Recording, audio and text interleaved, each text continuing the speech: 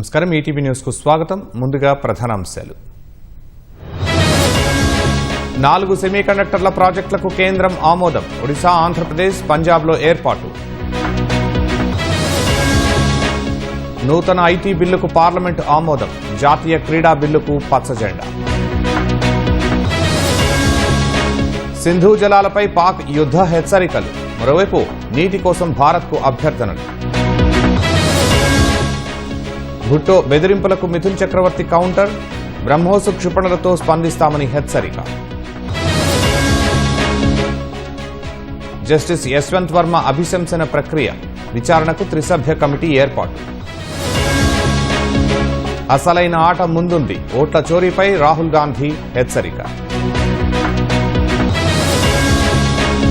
ధర్మస్థలలో అస్థిపంజరాల కోసం గాలింపు ground penetrating రాడార్లతో తనిఖీలు